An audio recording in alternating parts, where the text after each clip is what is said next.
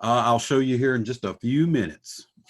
Okay, sir. Let Thank me get you. the recording going because there's some people who did send me a note ahead of time. They're not going to be able to be here. And we've got some people who are having internet connectivity issues. So I'm going to make sure the recording is working. That takes a couple of seconds here. Please bear with me. Okay, it looks like that's working. So, like I said, we're going to start off with a few administration things, and then we will get into the lesson for tonight, which is all about everybody's favorite topic, the research process. Yeah, everybody loves to do research. It's an exciting thing. But the way I'll explain this tonight, it'll make you feel so appreciative for the technological advances that we made in the past 20, 25 years. Once we get into that, I'll explain that a little more. Okay, let me share my screen, and so we can go through the admin stuff, because I've gotten quite a few questions about, let's see, here we go. Let me click into English Composition 1 for the online version, and nope, that's not the right one. Student preview, so we can bring up the shell that you all see. Let that fire up. And all right, here we go. All right, so essay number 1, I am still working on grading those. I have about half of them done. All right, so please be patient with me. I've had a few people send me an email, hey, I haven't seen my grade yet. Well, I have about 40 people, 40 papers to go through, and I've done a pretty good job of getting through them this week, along with the teaching the classes. So you should see a grade populate in your inbox or your Blackboard, if not tomorrow, no later than Saturday. Okay. So for those of you who are really proactive with your grade, really want to stay on top of it, your essay will be graded shortly. You should see that populate no later than Saturday. Okay. I forget. Okay. Yeah, we'll talk about that too. No worries. No worries. Just to give you a little bit of feedback so far. Yes. I have noticed that there have been a few issues here and there with the essays, in regards to font, format, even text size here and there. So I want to take this opportunity to reassure everybody in the class that for the first essay, I use the first essay as a teaching tool. Okay, I'm not going to grade these things in a very anal and meticulous way and just start knocking points off because it's not absolutely perfect. I don't expect them to be perfect within the first couple of assignments. And that's why I use the first few as a teaching tool to give you a lot of feedback about, 1, your writing style, okay? 2, the format of the document. Did you follow the directions and make sure that the document is formatted correctly in regards to the margins for the document, for the font size, for the font type, the relevant information that needs to be at the header of that text, and or for that essay, and etc. And then I give you a lot of feedback about the content. How does that document flow from point A to point B? Do you take time to really prepare a strong thesis statement, and really explain that thesis statement as specifically as possible, or do you rush through and keep it somewhat ambiguous and general? Also, in regards to the body of the paper, what kind of logical flow did you use to structure that paper? Does subtopic number 1 kind of set the stage for subtopic number 2, and number 1 flow easily into number 2? And then does subtopic number 1 and 2 in combination with each other flow in and support subtopic number 3? Okay. And then how the combination of those 3 or more, depending on how long your paper is, do they all reinforce the specific or the specificity of the thesis statement that you're making? Okay. Again, those are the things I'm looking for. However, I'm not grading strictly in the first major assignment. For those of you who have expressed a lot of anxiety, which I've gotten several emails about, oh my God, I know this paper is horrible. I forgot to do this and this and this. Relax, okay? This is, I'm not going to bring the hammer down on you because it's not perfect. I don't expect it to be, okay? But what I am going to do is use this as an opportunity to give you personal feedback regarding your style, the format, and your content, how it's laid out on the page, okay? Now, having said that, what I really want you to do is make the most of the feedback that I do provide you, because I'm making a record of, for each student in the class, I'm making a record of the feedback that I have given you, okay? And especially the problem areas, and then the guidance that I'm giving you within that feedback to help correct it. If I see those things come up again in future essays, then that's when it's going to start counting against you, okay? So make sure that when you get your grade this week, you get the notification in your email inbox and then within Blackboard that essay has been graded. Make sure you download the document that I'm providing back to you and really take note of all the feedback that I'm giving you, okay? Don't, even just take out a clean sheet of paper and start making notes about every aspect of that email as far as guidance and feedback and suggestions for improvement that I'm giving you.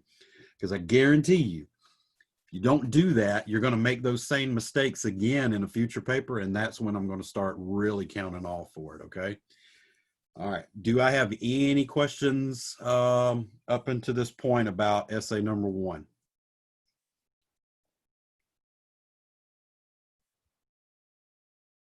Let me look at the chat window and see if anybody's got any questions. All right. So there are no questions. All right. So again, make sure you check your inbox. Make sure you check Blackboard, especially if you get a notification. For those of you who are using the Blackboard app, as soon as I put that grade in there and post the feedback, you should get an immediate notification in your Blackboard app that feedback and grade is ready for review. Okay. Again, at your leisure, take a look at it this weekend, but please, please, please don't assume just because you have a good grade that it's going to, that I'm going to use the same grading standards for essay number 2, 3, and 4. That's not the case. Okay. Heed the guidance, heed the warnings, heed the instruction that I'm giving you in your personal feedback. And if you have any questions about the feedback that I'm giving you and you need some extra help or supplemental training, please send me an email and I will do my best to work with you one-on-one. Okay. All right. So having said that, we want to go ahead and prepare for the next essay, which is coming up in 18 days. Okay. This is essay number 2, the literacy narrative. All right. For those of you who have done your homework and you've kind of read ahead, you're going to see that this narrative is somewhat similar. Do I have a question? Yes. What's the literacy narrative about? I'm about to tell you. Okay. I'm about to tell you. So it's this link right here. You will, when you open this document up, it will look somewhat similar to essay number 1. However, the difference is it will require outside research to back up your paper, okay? And we will talk about that right now. So let me click into essay number 2. Again, you're going to want to look at the details here. So again, we have the due date is the 18th of October. The maximum number of points that you can be awarded on this essay is 150. All right, your first one was 100. This one is 150. So it should let you know that it's similar in scope, but a little more complex because you have this extra requirement thrown in there in the form of outside research. You're going to have to do a little bit of outside research to bring in some sources to back up what you're talking about, okay? All right, so let's go into the assessment. Again, everyone that is taking 101 this semester across all the classes is writing the same type of essay, all right? So you're not writing something that other students in other classes are not writing. It's very, very similar, all right? So just like essay number 1, you're going to want to click and download this file, which is your requirement document. Again, I give you a little bit of an introduction here in the assignment content box, but it would really benefit you to just go ahead and download the PDF and open it up and read the whole thing, okay? Can you, now since I've switched views here, can you all see this PDF document that's opened up in my browser?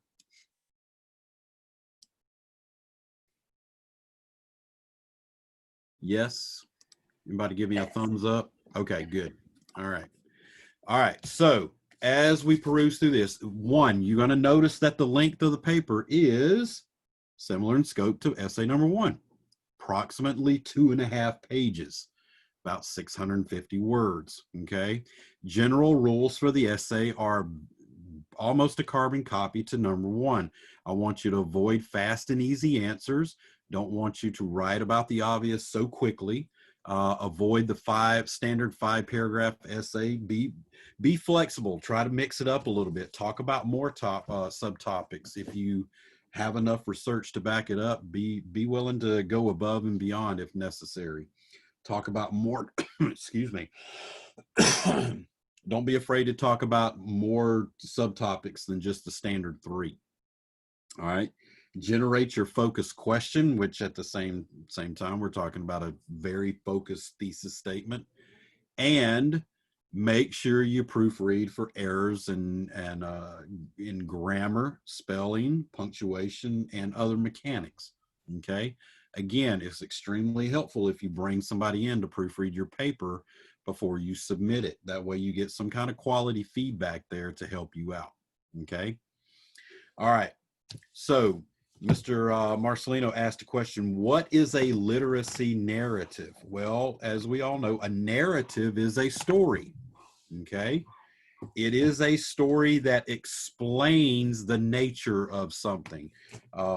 It can be something personal to you that only you have experienced in your life, or a narrative can involve multiple characters, people that are close to you, family, friends, etc. Okay, but the basic goal is to walk the reader through a story, a narrative, explaining about you're explaining a topic using the device of a narrative, a story, okay, to explain to the reader what that topic is all about, okay? Now, next week, we will go into greater detail about all of the aspects that of an essay that can make it a literacy narrative. As you can see here, I've got some pages in the textbook that I really want you to research this week, learn about, specifically chapter 10 of your text, which starts on page 75, I believe. Yep, so page 75. starts the discussion about what is a narrative, and specifically a literacy narrative in relation to writing an essay. Okay. And they offer some wonderful examples in the book from pages 75 through 97. So you might want to read through a couple of these narratives, these essays, in a narrative form to kind of get a feel for how the style and how the format works. Okay. Again, we'll talk more in depth about a literacy narrative next week. This week we're going to focus more on the research process, but next week we'll dive into more intermediate topics. Okay, we're going to start moving away from the MLA, the boring formatting, the documentation stuff. After last week's lecture and then this week's lecture, I think you're going to have enough under your belt to have a general understanding of how to use MLA in a documentation sense to correctly identify outside research and cite and give credit to those authors whose work you're using. Okay.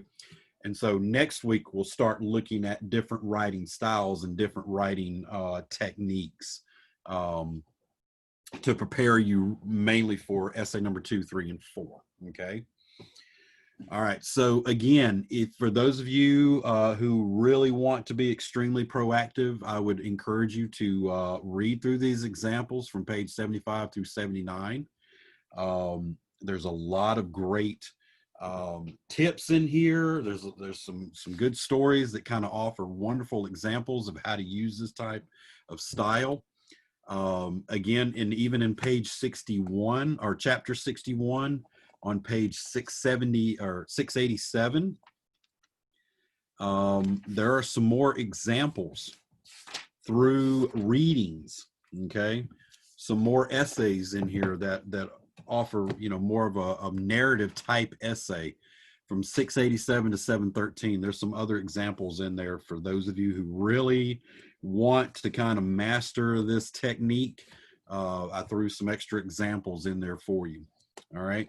And then again, on page 88, you don't necessarily have to have a topic identified right now at this moment. But what you can do is look on page 88 here, and you can read through the list of different topics that are suggested there, where you can think back on your personal experience, whether it's in school or those of you who are professionals. You can think of a topic where you have this certain experience personally or professionally, a story that happened in some point in your life that could really describe that topic in greater detail. Okay. Again, you're not limited to the topics that you necessarily see on this page. You can open it up and write about a topic of your own choosing. Okay. The only thing I ask you to do is do not write about the same topic you chose for essay number 1.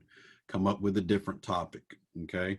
Again, considering this is more of a story-based essay, I would choose something in your personal or professional life that you could really bring to the forefront. And at the same time, maybe you can bring in a couple of outside sources. Speaking of which, for some reason, I've been having a lot of trouble with Blackboard since we had that outage on Monday. For those of you who had class on Monday, or you were trying to get some assignments turned in on Monday, we had a major outage with the campus email and the campus Blackboard. Ever since then, I've been having major issues getting content to update. So this document, I want to try to update it one more time. I'm going to try to do that after class tonight, but for some reason, this document is still not updated. There's supposed to be a section down at the bottom that says outside sources. 2 outside sources are required for this essay. Okay. In other words, you're going to have to do a little bit of research about your topic when you've selected your topic. Use the library database or use Google search engine to find 2 sources that kind of back up what you're going to write about in essay number 2.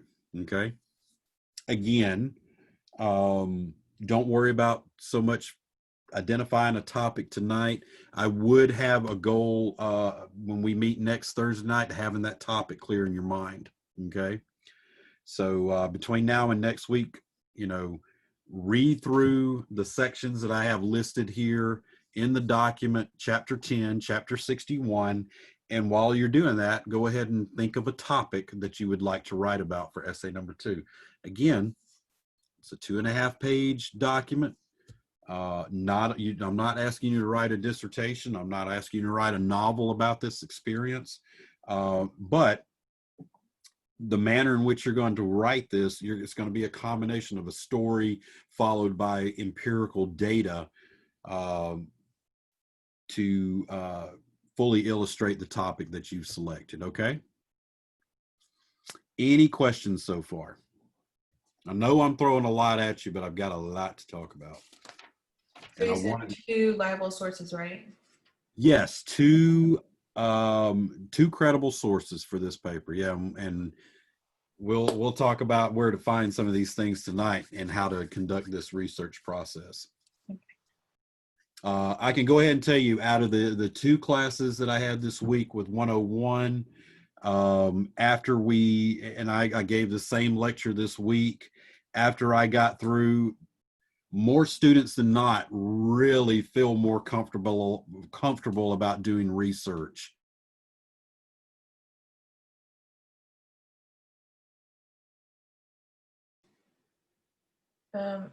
Sorry, Ms. Davis, I don't know if your speaker's out. If it's my speaker, I can't hear you.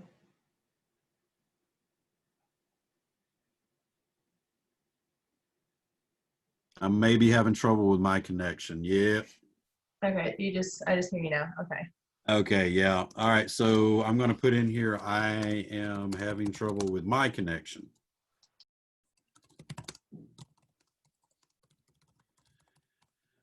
All right, so yeah, I'm having the same internet issues that a lot of you all are having. Ever since that damn hurricane, our internet has been very, very unstable. Are other people experiencing the same thing still? It's absolutely nuts. All right, so let me open this up again in case some people didn't hear me. Any other questions about essay number 2? Okay.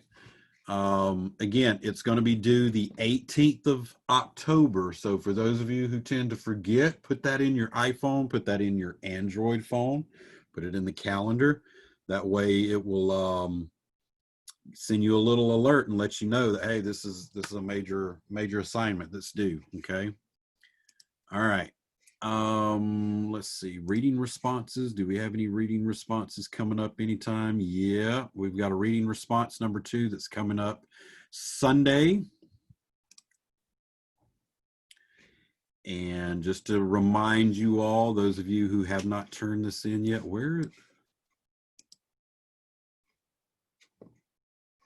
here we go. Okay. Move my chat here. So again, this reading response is specifically, I chose this article specifically for all of the gamers out there. Those of you who love to game, whether it's on the Xbox or PS5 or PS4, PS5 is not even out yet, or the PC, this is an article right up your alley, okay?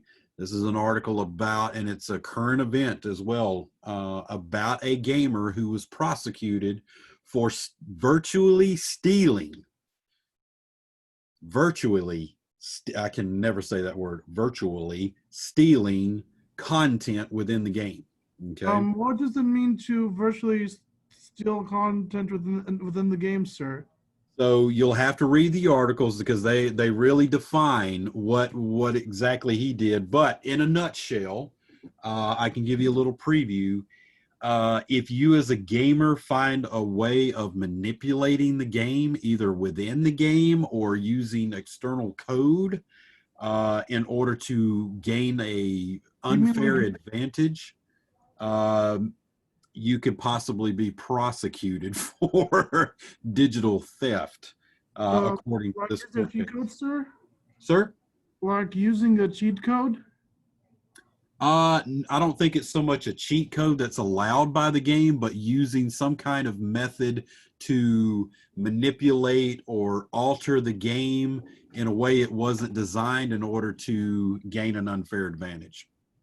Okay. Okay.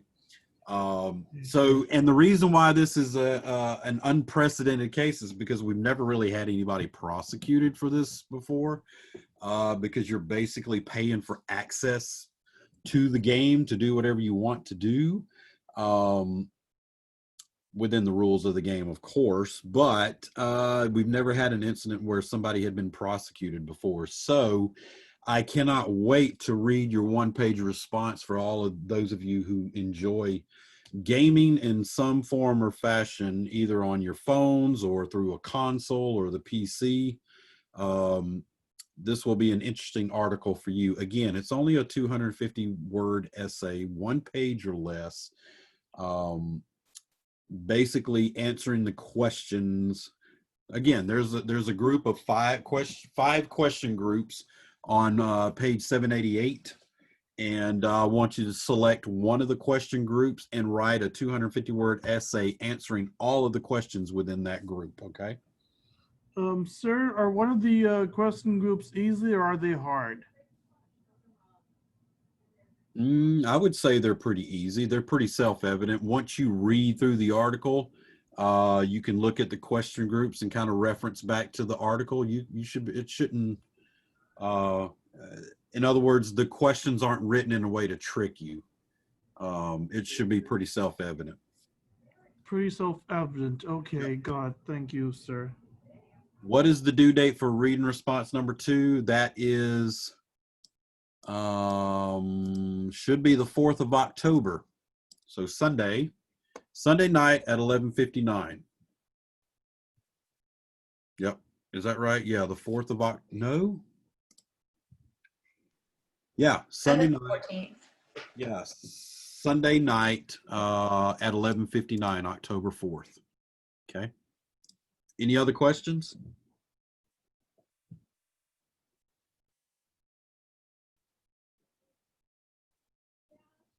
Okay.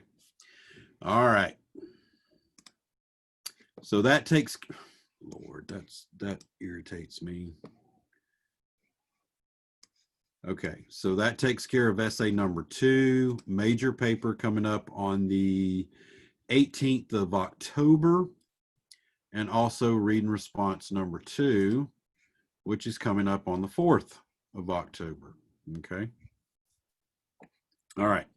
So, couple more admin things before I move on to the lecture. All right. So for those of you who have classes in Niceville, I understand Crestview really never had an experience with this, but for those of you who had classes in Niceville, you probably noticed this week that there was a change in allowing people to come back on campus.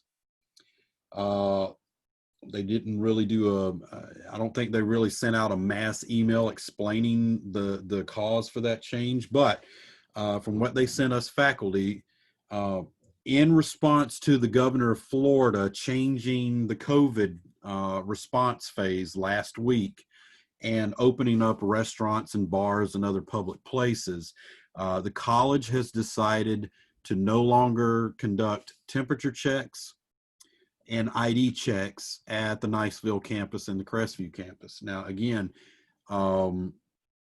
many of my students told me Monday night and Wednesday night that they had never had a temperature check at all in Crestview. Never had their ID checked, never had their temperature checked, and I was not aware of that.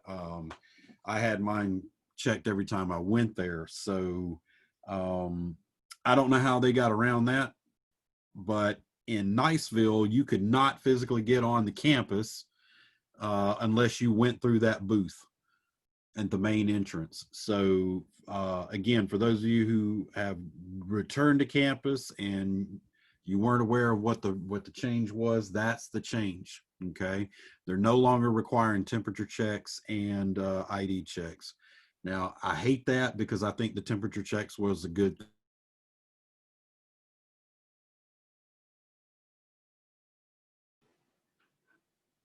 Yeah, your speaker's out again.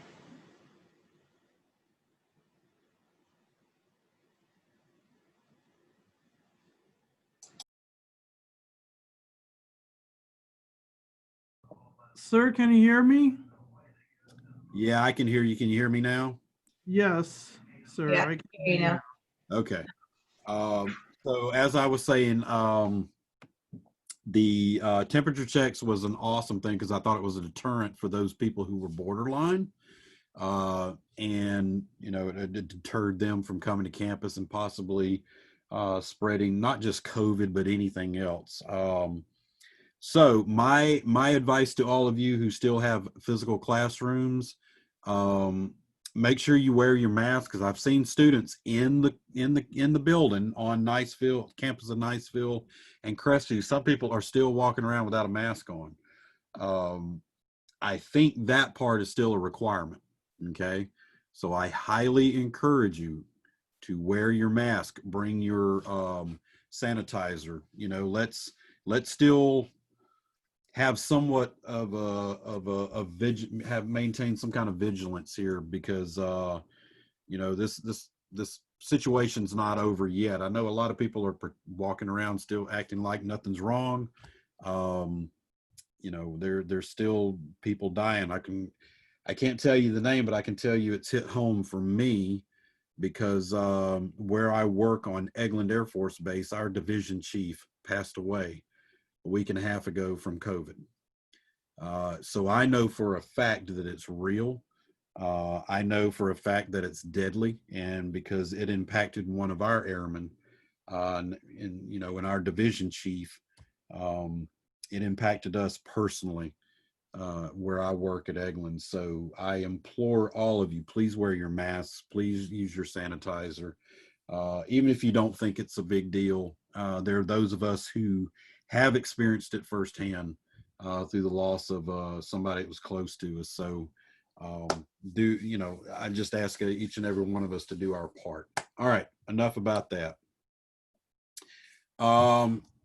So tonight, I tell you what, I'm going to take about a 5-minute break here because I drank way too much Coca-Cola.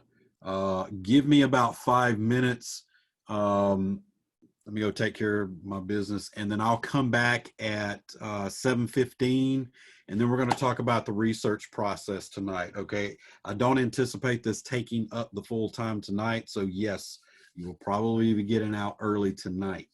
I don't want to introduce a new topic once I'm done with this one because I don't want to have to pick it back up on the next week and break the flow. So we will reconvene at about 7:15. Hopefully my internet connection will stabilize when that happens, and we will talk about the research process. Okay, awesome. Thank y'all. There was that was my problem, I bet.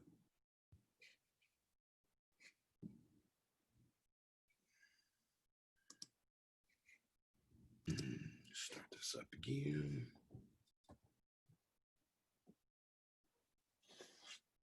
Oh wait, so we said and click the record button.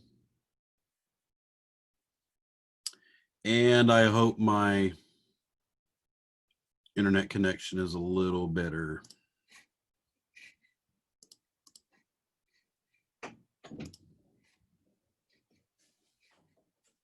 Okay.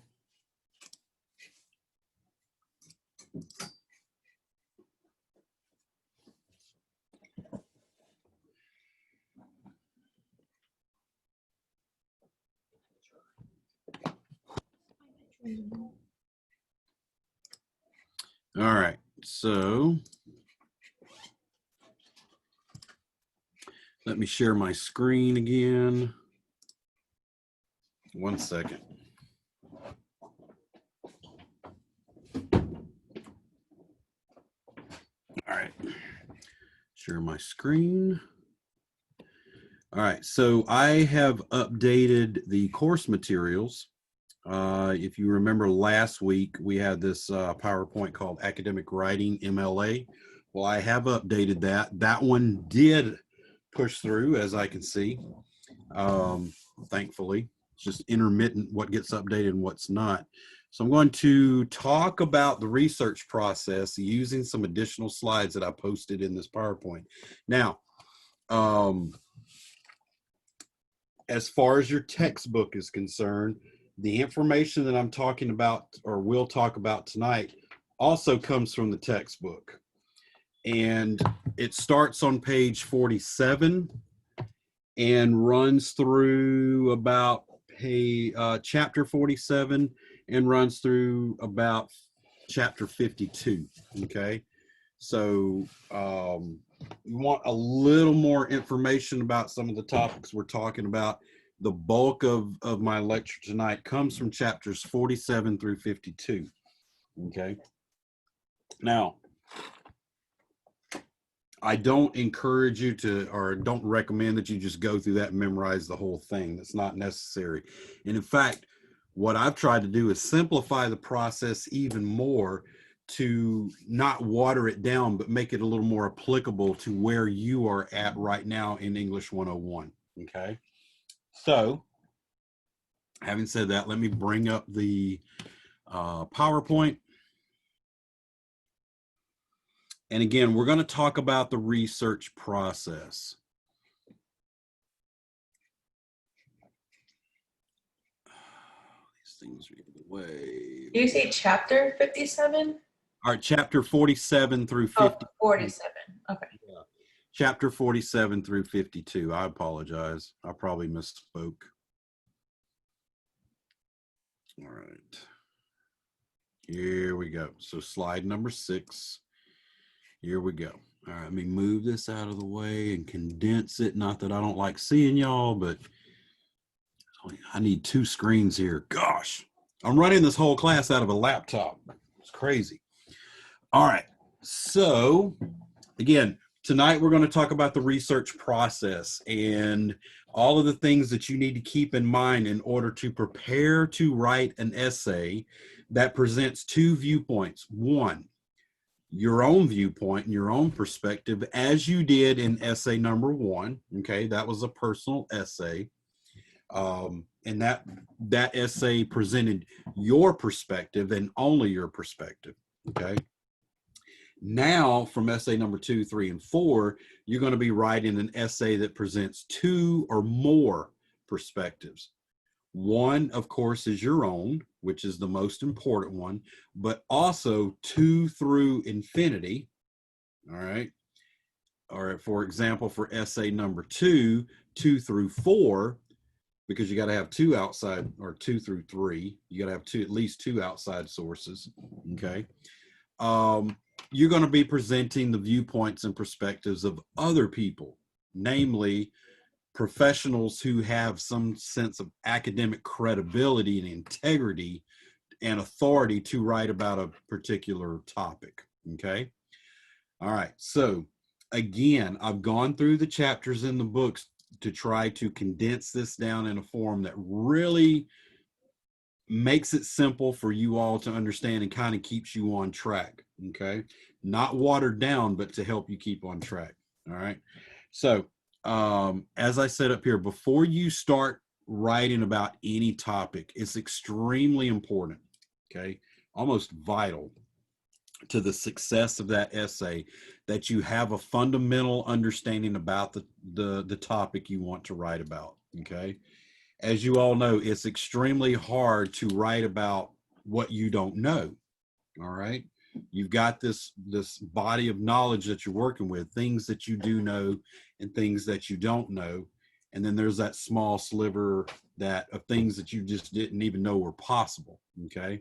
And being able to understand and sift through that which you know and what you don't know can be vital in being successful in writing about a particular subject, okay?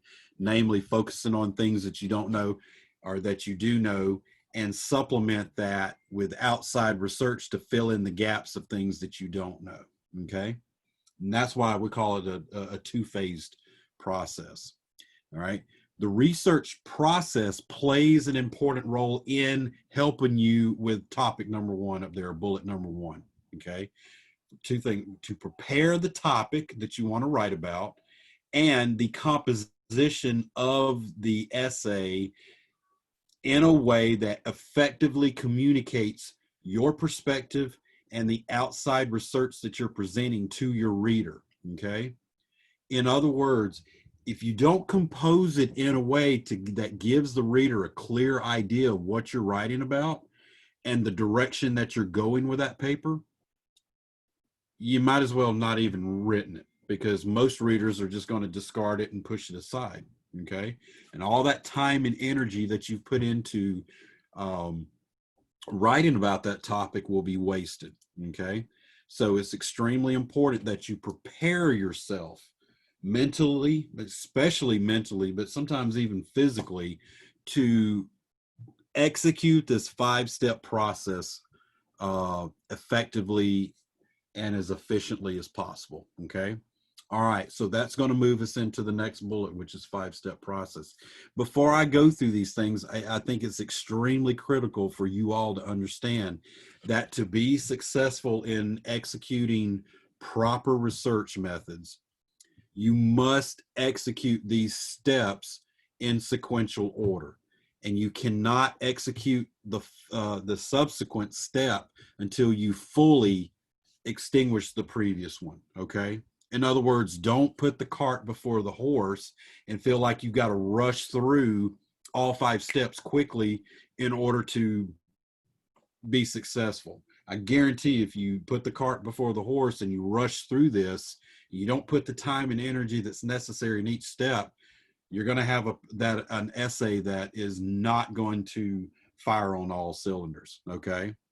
I know I'm throwing a lot of metaphors out there, but I think you follow me. All right.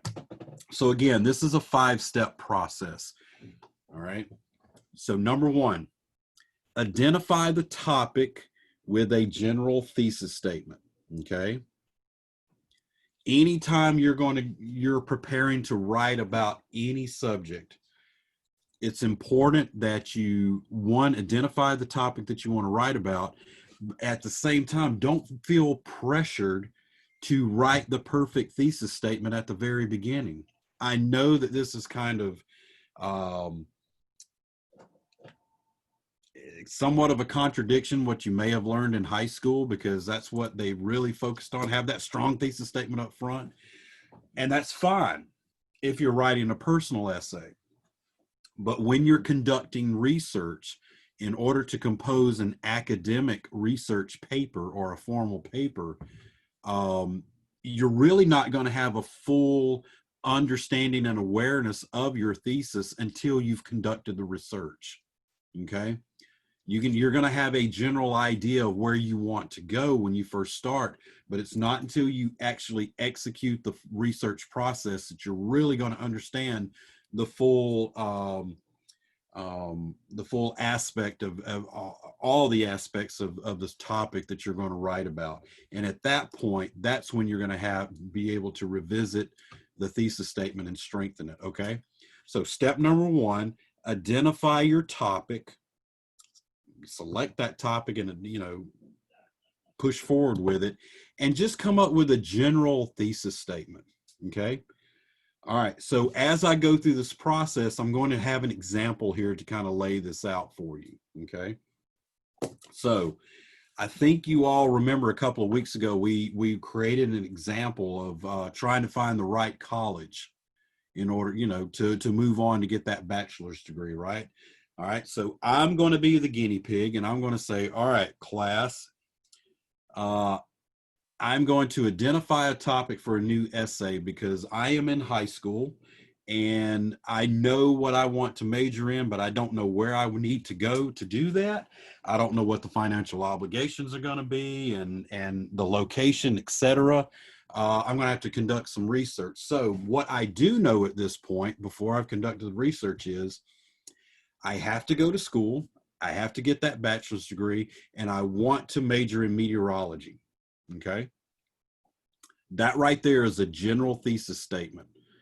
I'm going to write a paper on this topic of my pursuit to identify the right college in order to pursue a degree in meteorology. All right. Very general. And at that point, okay, what I can say about that general thesis statement is if you don't develop it further, a lot of people will go be like, okay, and what? So what? You want to go to meteorology school? That's fine, but where are you going? How are you going to get there? All right. So that's where the research comes in order to strengthen that. So now we've started with a very general thesis statement. And the example is, I'm in high school. I need to find the right school that's going to allow me to pursue a degree in meteorology because I want to graduate with a bachelor's degree in meteorology. Outside of that, I don't know anything. I just have a general idea. Okay. All right. So now I've executed step number one. I've identified the topic for the essay and I've developed a general thesis statement. Okay. Now, I understand that in order to really fully develop this essay, I've got to do some research now. So I'm going to move on to step number two. And step number two is this: find sources of information and data that can help me fully explore the topic and give me a range, a knowledge base to write about that topic. Okay. So now I'm going to turn it over to you. You guys are going to help me, the high school student, figure this out. You can use the chat or you can chime in on the mic. Let me bring the chat window up here. Okay. Again, I've identified step number one. I've executed it. Now I'm ready for step number two. Now I need to find sources of information to help me develop my topic, which is find the right school to pursue a degree in meteorology. Who would like to give me a source? Where should I go in order to conduct some research? What would I do in that instance?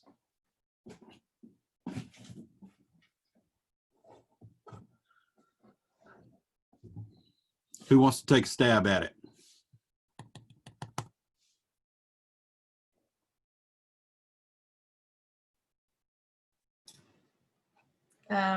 I would guess you would say to interview certain colleges with the administrative of some people. I'm not too sure. Okay, no, I'm going to write this down. So you said you go and talk to colleges like the guidance counselors? Yeah. Okay. Mhm. I'm going to visit colleges to talk to guidance counselors. Okay, somebody just come into the chat and said you can go to college websites. Absolutely, right? Most college websites out there have a list of their curriculum. They have websites dedicated to their individual degree programs. That's a great resource to go to. College websites. Okay. What else? What else is available to me as a new high school student?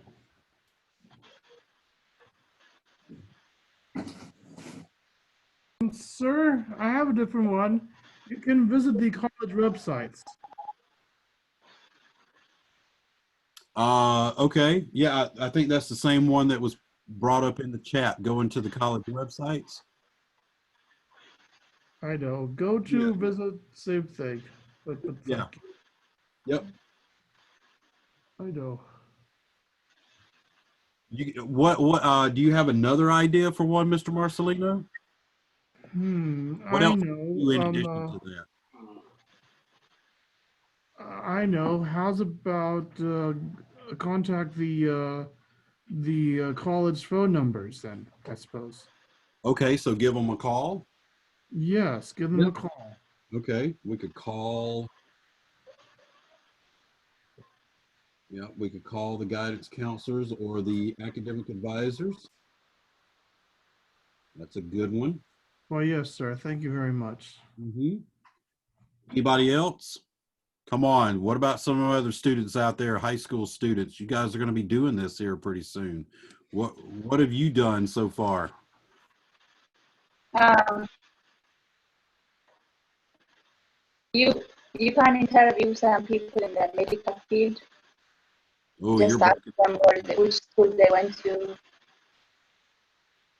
you just broke up there as well, Miss Baldwin. Try that one more time.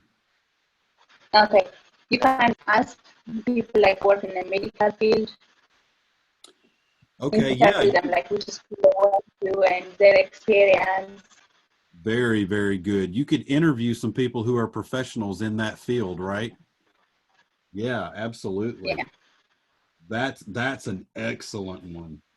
Heck yeah, you can call some of these meteorologists on the TV stations around here and interview them. Say, hey, what school did you go to? What field, what individual discipline in meteorology did you major in? Did you major in hurricanes or winter storms or whatnot? Yeah, that's a great resource. Interview professionals. Okay. Let's see, Miss Irk suggested you could research a website that ranks schools' meteorology programs. Absolutely. That is a wonderful resource. There are many magazines and newspapers out there that do this on an annual basis. They will rank schools and their programs in newspaper articles and give you a ranking. What are the top schools in the field of business? What are some of the top schools in bioengineering? And what are some top schools in this example? What are some of the top schools in meteorology? That's a great one. Let's see, who else? You can ask other people who have previously went to that college. Oh, absolutely. You can come up with a pool of colleges that you're interested in that offer your degree program.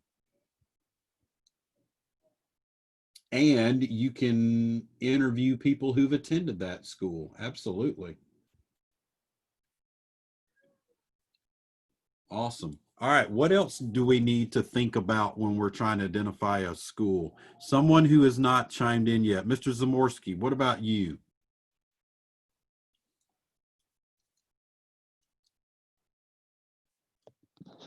I couldn't think of any at the moment. Okay. Mr. Murphy, you still having audio problems? What about Miss Hun?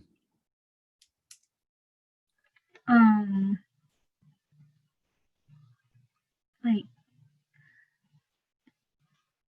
college fairs, like you know how I don't know. So we've let me help you out here. We've already narrowed down some colleges that offer the degree plan. We've called the school to interview them and see what the academic requirements are. We have also gotten some supplemental information about some of the disciplines that they offer within that school. We've interviewed professionals who have gone to that school, and we've consulted magazines and newspapers that offer rankings about the proficiency and academic excellence of these schools. What are some other things that that I need to think about before I decide on the right school? What are some other things outside of degree plan, outside of academic requirements, outside of rankings? What else should I consider when I'm researching this? Well, I know when I was in high school, we had these events that they'll let us know, like, hey, we have a college event that's going to be attending here. You could attend those and gather information from there and go to their booths and ask them personally for those people that are there at those events. Absolutely. What did they call those things? They're like a recruiting event, right? Right. Yeah. Yeah. Mhm. Okay. Oh, the chat's going crazy now. Let's see. Yes. Yes. Thank you, Miss Pygott. Yes. Take a bow. Come on the chat, or come on and take a bow. Tuition. Because we're not going to the school for free. Ah, there you go. Take a bow. Absolutely. Finances, right? What are the tuition costs in order to attend this school versus another school that I'm considering? Okay. Let's see, what else is in here? Graduation. Okay, it's corrected. Graduation rates. Absolutely. What's the graduation rate for those people who have attended that school or that university at that school? Okay. So yeah, I know you probably heard that. My father-in-law is tormenting my son right now. They're playing. So he is screaming in the living room.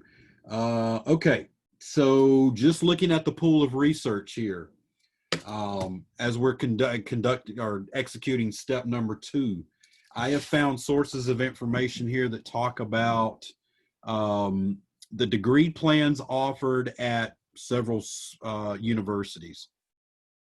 I've done research into tuition costs for those universities, looked at the graduation rates.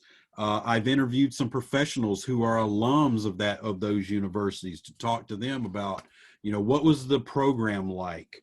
How did it prepare you to enter into a career in meteorology? I visited those colleges to get a feel for them, right? And when you do that, you kind of get a feel for the location as well, right? Some universities are located in a big town, some are located in a small town. All right. Awesome. So right here, I have a list of about 10 different subtopics that I have identified as I'm conducting research into this one topic. Okay. The topic was to find the right university to pursue a degree in meteorology. And as I'm doing my research, look at here, you all have helped me simulate this. I now have a pool of 10 different subtopics with a bunch of sources, right? And these different sources have come from websites. Some have come from magazines. Some have come from newspapers. There's a couple of them in here that are interviews, personal interviews. And I'm sure I could even throw a book or two in here as well, talking about the location.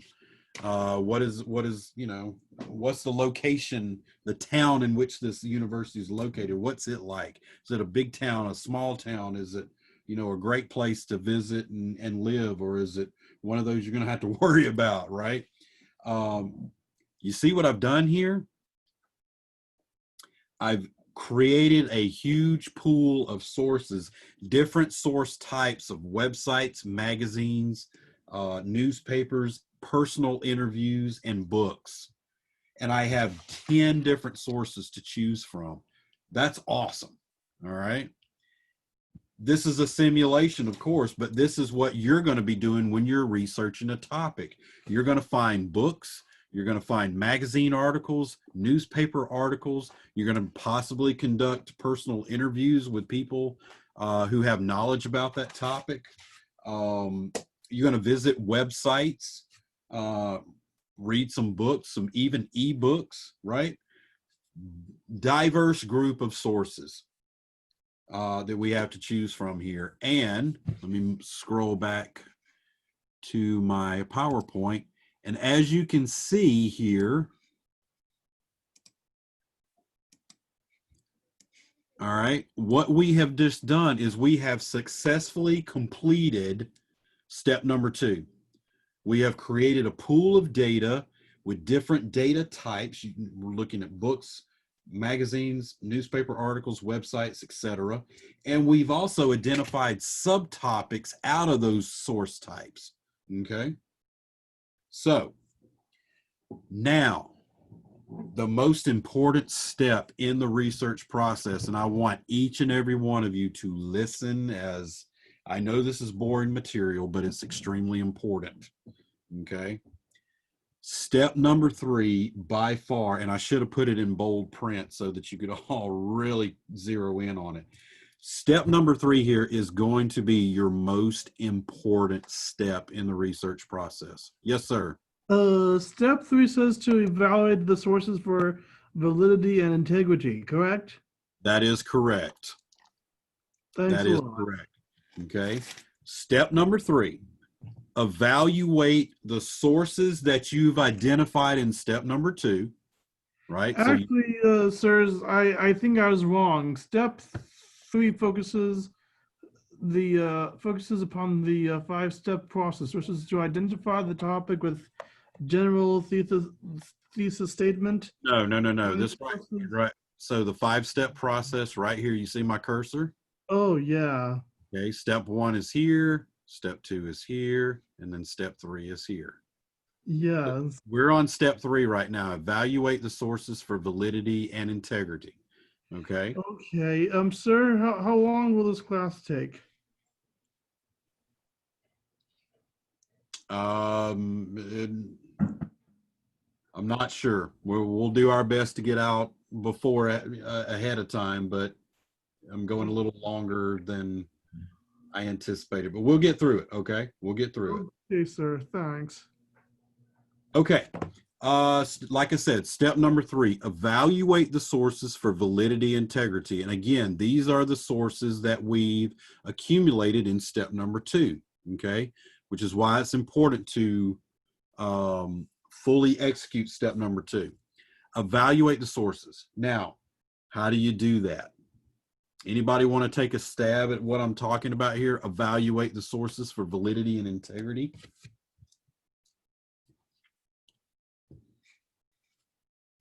What do I mean by that?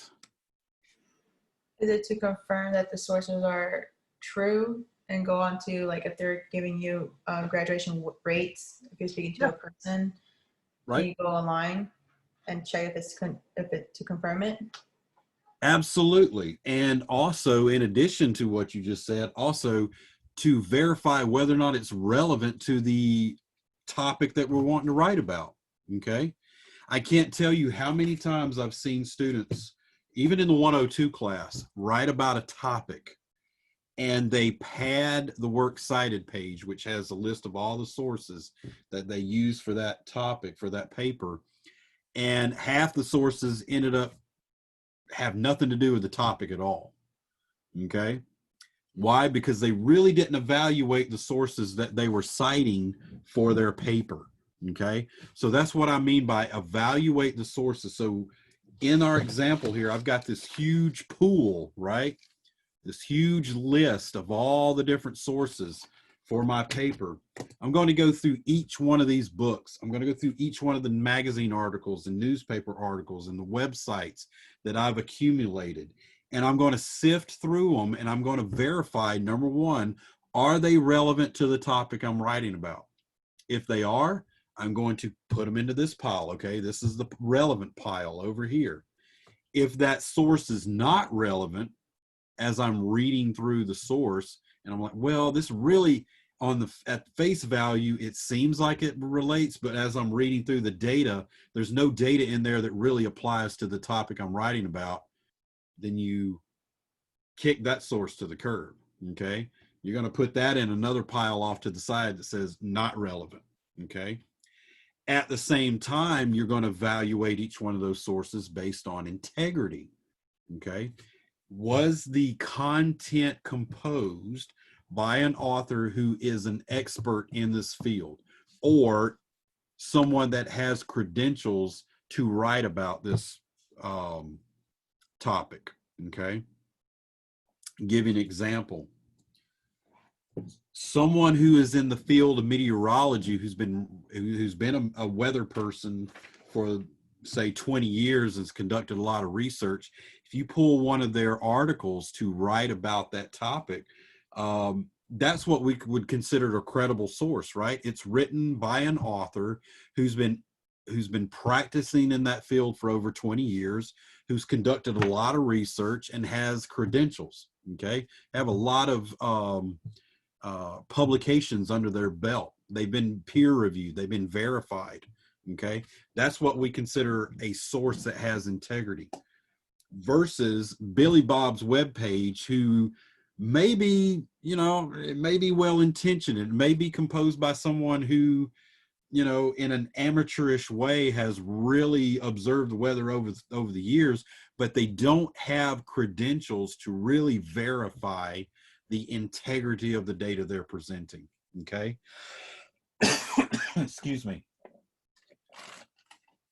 So one of the things that you can do when you're working with this pool of data or these pool of sources is you can do a little research, not only into, you know, reading the source that you pulled, but look at who the author is and do a little web search on the author.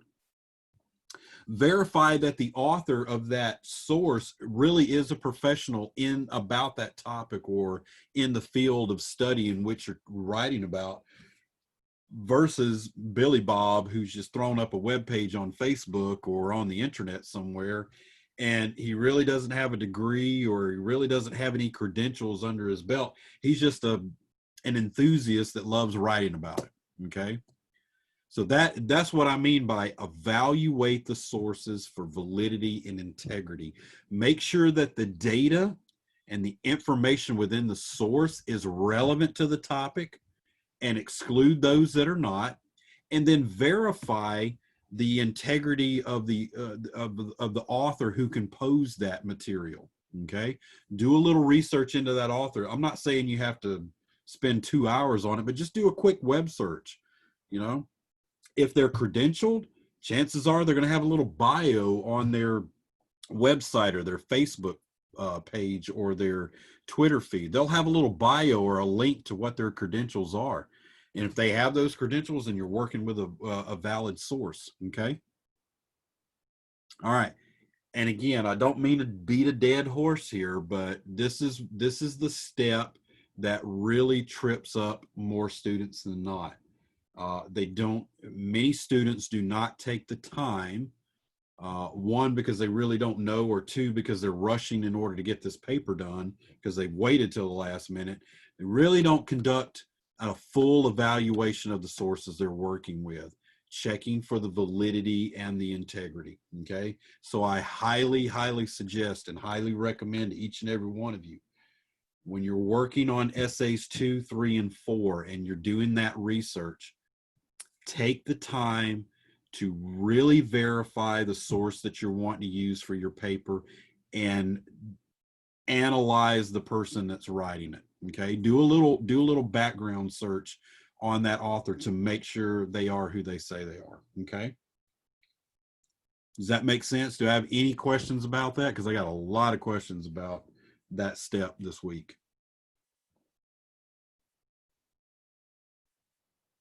Okay, let me check the chat. Don't want to lose anybody.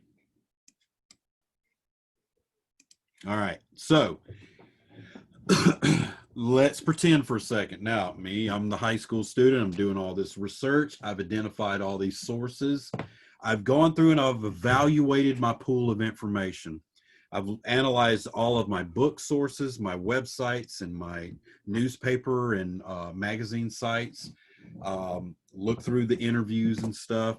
I've separated the good stuff from the bad, and now I've got this pool that I'm working with.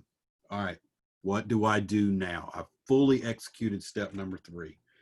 Now you're going to go on to step number 4, which is synthesize the sources.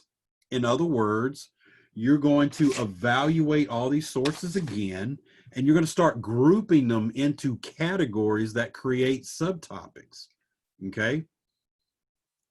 That's why it really behooves you to go above and beyond to get a bigger pool of sources, because what you're going to do is you're going to start seeing patterns develop between each of these sources. You're going to see some sources that really spend a lot of time and attention talking about the location. All right, hold on. It's, as far as I'm going to use my example again. Okay, so let's say I've got my 10 sources here. Okay, and I've already evaluated them. Now I'm looking to synthesize them.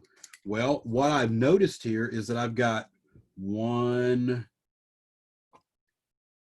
to 3 sources that all talk about location, okay?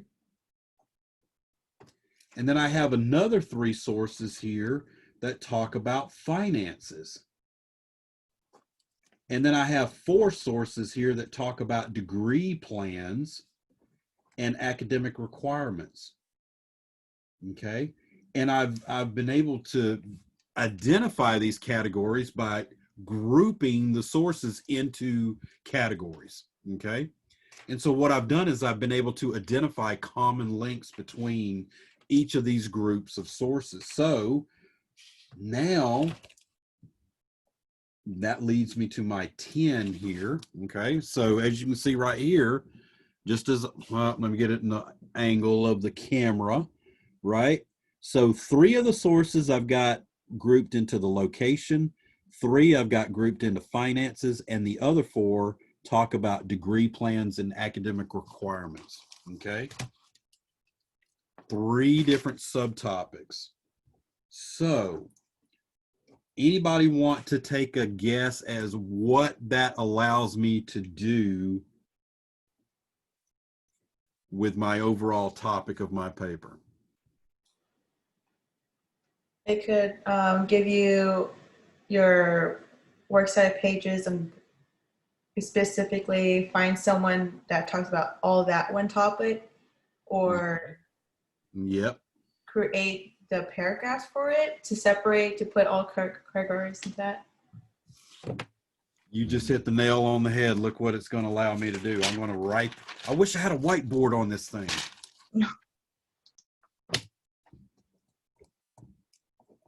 Again, I'm going to use the standard 5 paragraph essay, not that I want you to do that, but as a teaching tool.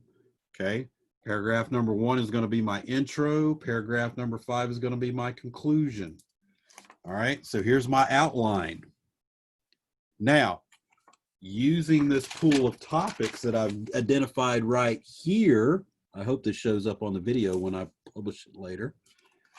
What I can do now is to go back to my outline and say, okay, well, category number 1 can be paragraph or section number 2. I could talk about location. Paragraph 3 or section 3 can talk about finances. And paragraph 4 or section 4 can talk about degree plans. Okay. So this is what I've done now with those categories that I've identified from my sources. I have the body of my paper defined by the categories that I group my sources in. Okay. So Ms. Cisneros, you're absolutely right. It can define the sections or the paragraphs that I want to write about at the essay. What is the other thing? And I think you're on the tip of it here. I'm going to ask you again, what else does it allow me to do? Create its timeline of how to put the works cited information on the bottom of the. Absolutely. Yep. It can help you do that, but there's something right up here that it can allow me to do. Form your thesis. Yes. So you remember, what did I start? I started off with a very general thesis statement, right? And my general statement was, I want to identify the right university that will allow me to pursue a degree in meteorology. Okay. Very general. Now, what can I do with that thesis statement? I can go back and strengthen it by saying, I have identified, and I'm just going to say, for example, I have identified Florida State University as the perfect university to pursue a degree in meteorology because, there's the key word, and I'm going to say this word again. I'm probably going to say it twice. Because, all right? Let me write it up here in bold letters. Because it is in the perfect location relative to where my hometown is. It offers a reasonable financial plan to allow me to enroll and pursue my goals there. At the same time, it also allows me to pursue a degree in meteorology, which is something I've always wanted to attain. Okay. Now that's a very bloated thesis statement, but you see as an example what I did there? I started with a very general statement starting out before I even researched the topic, which is I want to find the right university to pursue a degree in meteorology. And after I conducted the research and identified the categories, now I have reasons for making that decision, okay? Because of these three categories. It's that simple. Absolutely that simple, okay? And so what that process has allowed me to do is to strengthen this thesis statement to the point to where when I, as a reader, read the introduction to that essay, I know exactly where you're going, okay? I know what your end goal is because you want to explain why you want to get a degree in meteorology. And at the same time, because of those three reasons after the word because, you're going to tell me how you're going to get there, right? Based on location, based on finances, and based on degree plans. Bam, that easy, that simple, okay? So that's why step 4 is important as well. Synthesizing your pool of research allows you to identify categories that will create subtopics in the body of your paper. Ever how many you have, each and every one of them will give you a reason why your thesis statement is or is not true, okay? In this case, the thesis statement is true because of these three categories. All right, see how that works? And using that as example, does that make it easier for you all to develop and strengthen a thesis statement? Awesome. Awesome. Give me some thumbs up out there for you who are not on camera. I want to make sure you all are actually here. Yeah, some people aren't here.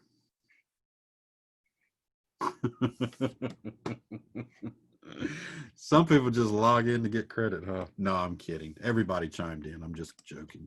All right. So, and then again, the last step is extremely important too, and that's integrating the source data into the body of the paper using appropriate documentation methods. In other words, what Ms. Cisneros was referring to, the works cited page on the very last page of her essay will be a detailed list of every source that you have identified as valid with integrity to be pertinent to the topic you're writing about. That's what the works cited page does. In addition to that, the citations within the paper itself indicate specific information that you're pulling from those sources, okay? And that's what we mean by integrate the source data using the appropriate documentation methods in MLA, okay? All right. Any questions about the 5-step process? With the works cited page part, you want it in alphabetical order or in the order of when it's being taught or told in the... Yeah, alphabetical order. Okay. Mm-hmm. Yeah. Great question. A lot of times students think that, yeah, it's grouped by those categories, which, you know, to be honest with you, that makes more of a logical sense, because if I'm at a certain point in the essay and I'm in a certain category, I could quickly reference the beginning or the middle or the end of that works cited page to find that reference instead of looking alphabetically. But I don't know, maybe that's something MLA needs to consider in the future, but that's a great idea. Makes a heck of a lot more sense to me than the way they're doing it now. Right. All right. So, whoa, what happened there? Somebody hacked in? Wikipedia. Yeah, we don't want to see Michael Scott again. Okay. All right. So let me see what time it is here. All right, 8 o'clock. We've got a little bit of time. So in the subsequent slides, what I've done is offered you some tips, okay, things to think about as you're as you're executing each one of these steps 1 through 5 in a sequential order. Okay, I'm not going to read through all of these verbatim, but I will highlight some of the ones that I think are most important that I really want you to think about. Namely, especially in the literary arts. Okay, you won't do that so much here in 101, but when you move on to 102, especially if you take my 102 class, you're going to be writing several papers about literary works because 102 is a literary analysis class. Okay. And at that point, the type of sources that you're going to be working with is extremely important. And those sources come in 2 different flavors. One, we call that a primary source. Okay. And as I've notated here, a primary source is anything of a historical record, a literary record, an eyewitness record, a field report, diary, etc. In other words, if the text was written by the person who is the authority on the subject or was there at the time in which it occurred and they're writing a narrative to explain what happened, that's what we consider a primary source. Okay. In the literary field, that's what we consider to be the author. Okay. So in the example of Romeo and Juliet, William Shakespeare, Romeo and Juliet is the primary source for that topic. Okay. Shakespeare wrote the work. He created the characters. He created the plot, inserted the themes, the conflict, etc. So he is the primary authority on that literary text. In addition to that, most of the sources that you're going to come across here in 101 are going to be of the secondary type. Okay. And secondary sources are sources that we consider to be scholastic books and articles, journal articles, reviews, or any other work that attempts, and I'm going to say attempt because not all secondary sources are successful in doing so, but any source that attempts to interpret a primary source is what we consider to be a secondary source. So, going back to my example of William Shakespeare wrote Romeo and Juliet. Professor J.R.R. Tolkien composed The Lord of the Rings and The Hobbit. Okay, Professor Tolkien is the primary source on that book or that series. Sir, excuse me, you forgot to mention that William Shakespeare also made the story of Macbeth. Yes, he did. Thank you. You're welcome. All right. Thank you. All right. So Professor Tolkien wrote Lord of the Rings and The Hobbit. So we consider him the primary source for that book. Now, his son Christopher wrote a lot of books about his father, J.R.R. Tolkien, and his methodology for creating Lord of the Rings. Okay. Those books on that subject we consider to be secondary. Okay, because those are Christopher's interpretations of the motivations and the inspirations and the allusions and the allegories behind why Tolkien wrote those works. Okay, so if you're working with a source and it is an eyewitness account, it's a literal account, it's a by the authority that composed the work, we consider that a primary source. If it's an interpretation of that primary source, in other words, it's an article or an opinion paper on why the author wrote it this way, that's what we consider a secondary source. Okay. Now, I bring that to your attention because it's not so much important now in 101, but when you move on to 102 and to future classes, the quality and type of the source is going to be extremely important. You're going to come across some professors that mandate you can use 1 primary source and 2 secondary sources or 3 secondary sources. Okay. So being able to identify if a source is primary versus secondary is extremely important. Okay. Not so much for the scope of this class, but if you want to go ahead and get in the habit of having a mix of 1 primary and 2 and 3 secondaries, might not be a bad idea to go ahead and try your hand at that. Okay. But not required at this point. All right. The other thing that I wanted to mention again, I don't mean to beat a dead horse, but make sure that the sources that you're using are quality checked and verified for integrity. Okay. In other words, I had this question today in my 102 class. Mr. Davis, can I use Spark Notes as a source for my paper about Toni Morrison's recitative and Hawthorne's The Birthmark? No. Spark Notes is not a website that we consider to be academically credible. Okay.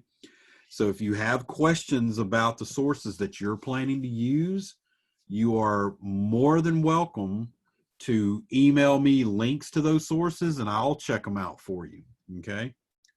Feel free to send me your sources that you want to use for your paper, and I'll help you identify whether or not they're academically valid and whether they have the integrity enough to be considered an academic source. Okay. I'll even walk you through the process and finding that out yourself. Okay. And again, it's extremely important that we use the academic libraries to find as many of these sources that we can for our papers. Why? Because a lot of times the library databases will do the data validation and integrity check for you. Okay. It's highly, highly, highly unlikely that you will find a source using the library's database system that doesn't have the validity and integrity that's required for an academic setting. Okay. So, which is going to lead me to my next question. Did I give you all a demonstration on how to use the library website to conduct searches for topics? Yes, and you also made a recording for us as well.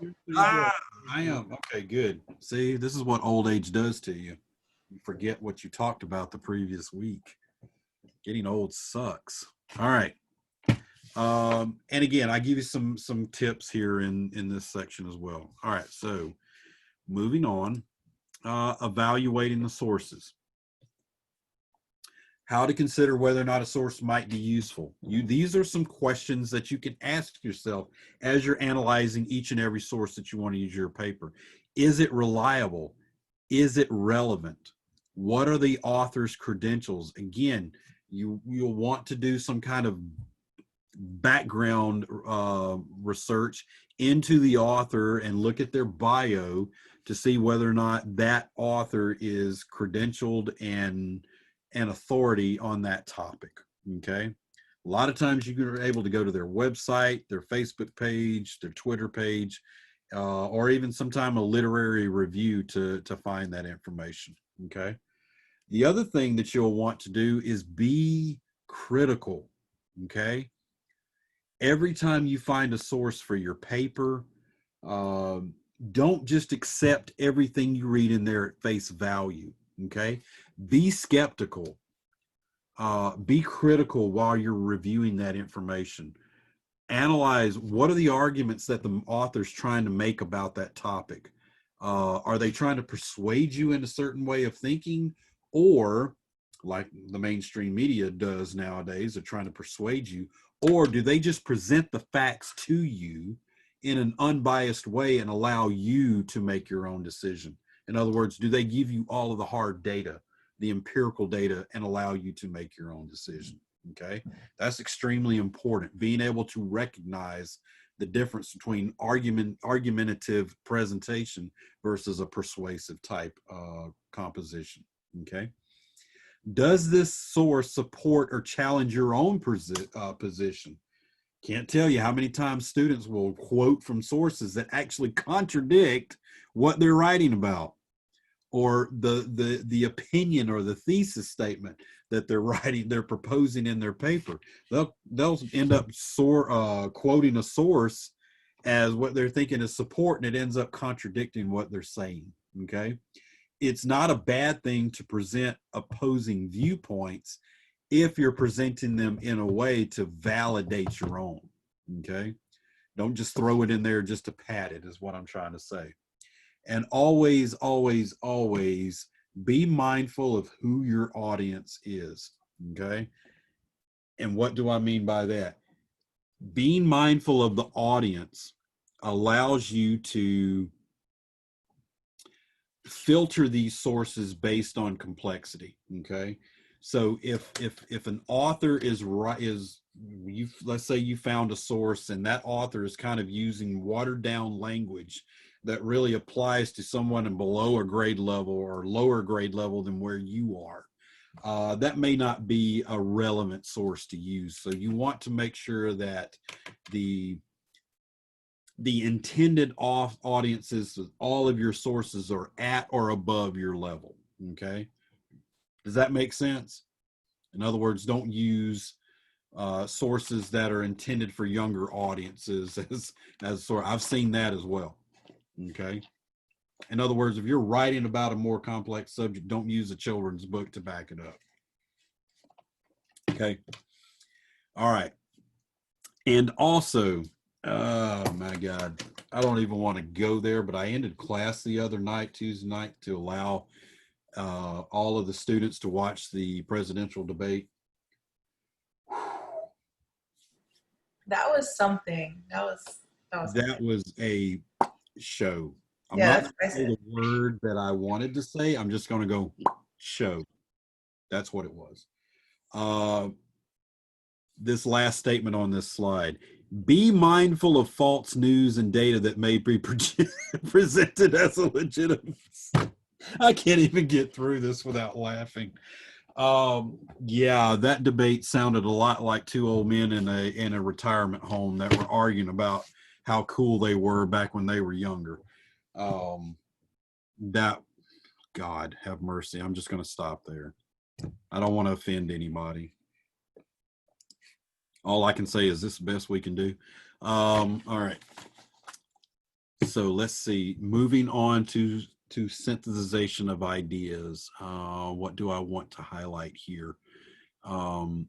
Yes, definitely. Okay. Looking at bullet point number 4. Let me go back.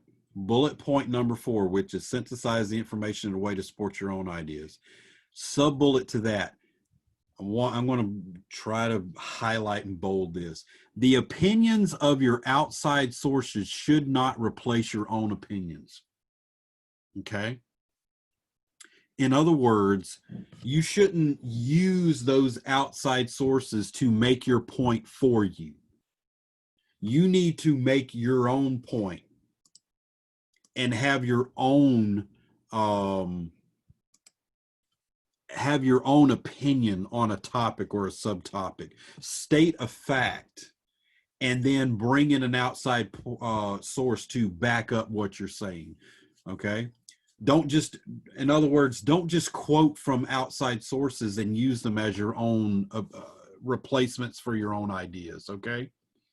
I see that a lot of times in papers that students, I can tell that they're not really trying to make a point at all. All they're doing is regurgitating everything that they've read in that source, okay? They still give credit to the source, but they're not really stating an opinion that is their own. They're just regurgitating what somebody else has written, okay? If I wanted that, or if other professors wanted that, we would just go read those sources for ourselves. We want to know what you think, okay? What is your opinion? What is the fact that you want to state? And then give me outside sources that kind of back that opinion up, okay? Again, the outside sources that you select can either support or argue against the points that you want to make. And the combination of those two depends on the purpose of your essay, but they should never, ever, ever replace your own voice within that essay, okay? Does that make sense for everybody? I see that so many times. All right. All right. The other thing that you can do to help you, and this is an old school method, okay? I want to go back to this example that we use where we listed all these sources out on the page. We had like 10 different sources and we grouped them into categories. One of the things that will help you sort and categorize your sources of data for your paper is the use of note cards. Okay. And again, you can have a different colored note card for every category that you've identified in those pool of sources. Again, in this example, we identified 3. So I could actually use note cards to take notes from each one of these categories and have each category in a different color note card to help me keep, the categories straight. Okay. Again, this is an old school method. A lot of you have probably utilized this before in high school and then in some other college courses, but the use of note cards is extremely helpful, especially when you're up late at night and you're tired, you're trying to keep all this stuff straight. Utilizing those note cards and using different colored ones to keep all of the categories straight, and then keep the notes straight that you're taking from each one of those sources is extremely helpful. Okay. I see, I still see some students in my class from time to time. They're still bringing in those old school note cards and using them, to help them conduct research and take notes and stuff. Definitely get into the habit of doing that. It will help you. All right.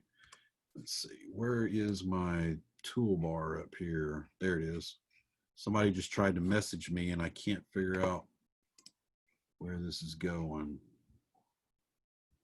What is going on here? There we go. All right, chat. Oh, you were trying to figure out what BRB means? Okay, no problem. All right. Be right back. All right. Let me go through here. What are some other things that I want to, again, be wary of false news.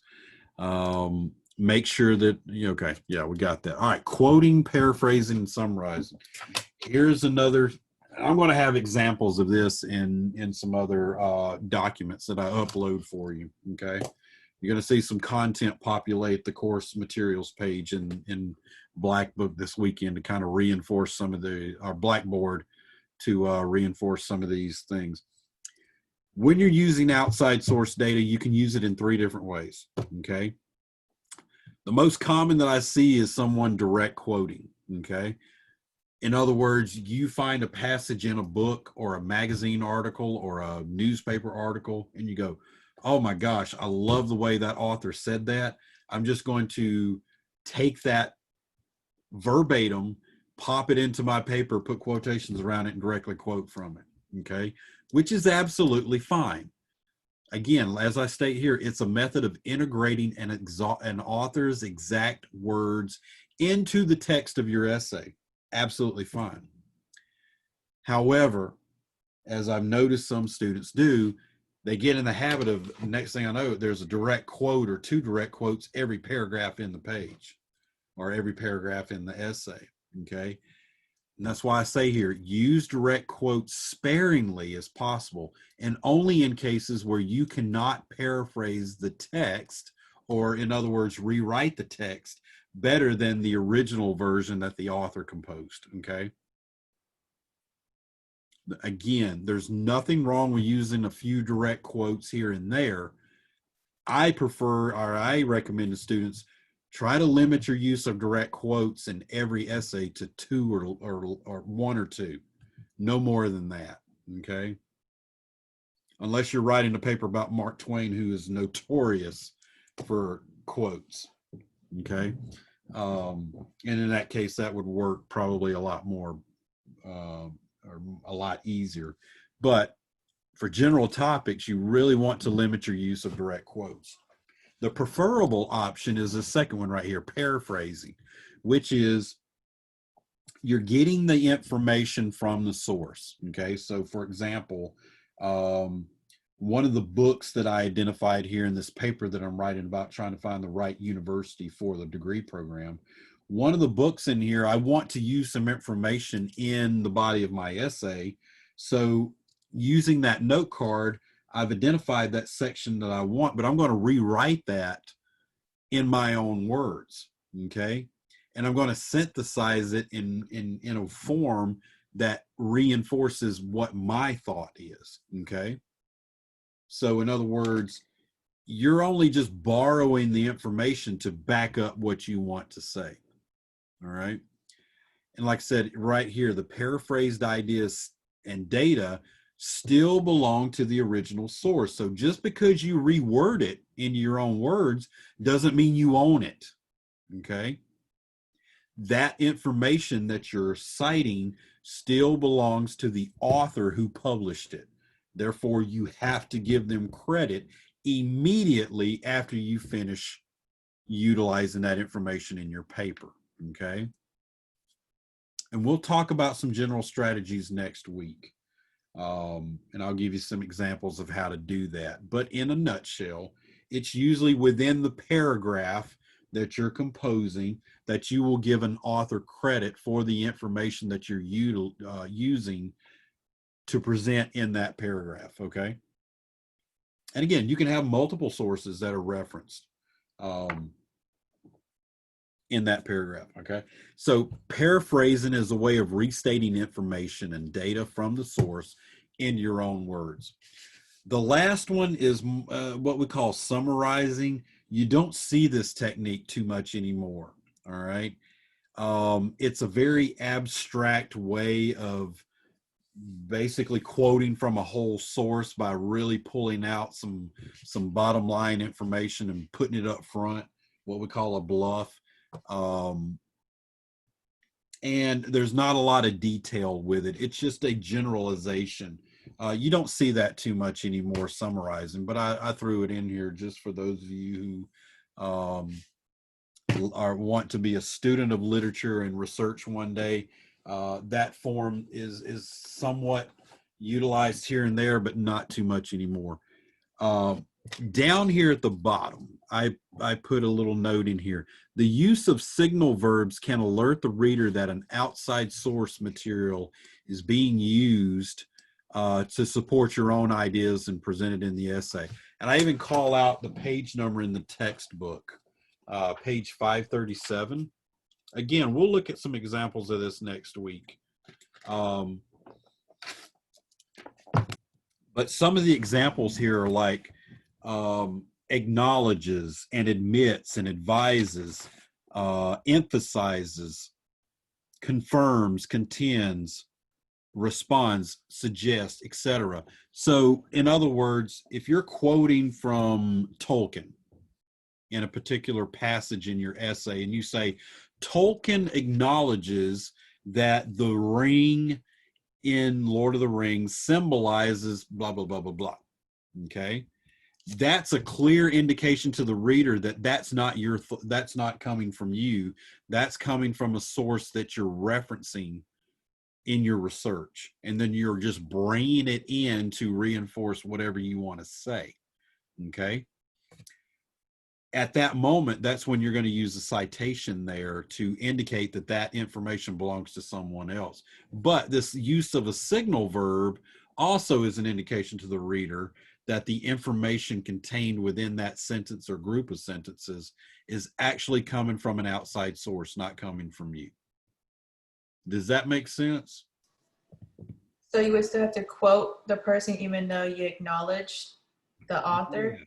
Yeah, you would still, you wouldn't directly quote them, but you would basically the information that you would writing there acknowledges or confirms or implies.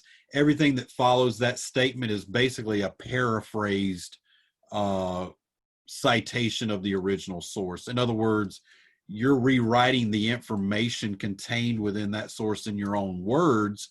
You're just calling it out that it belongs to this author. Okay. Again, we'll look at some examples of this.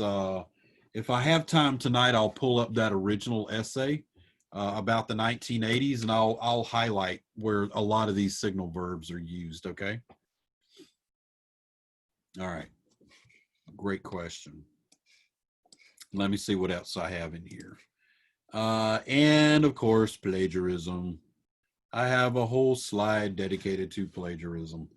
Now, Sir, plagiarism means to copy without permission, correct?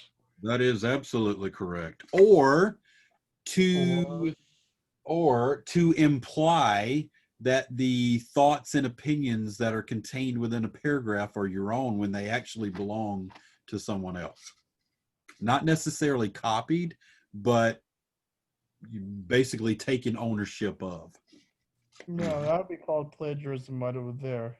Oh, yeah. So, Excuse me.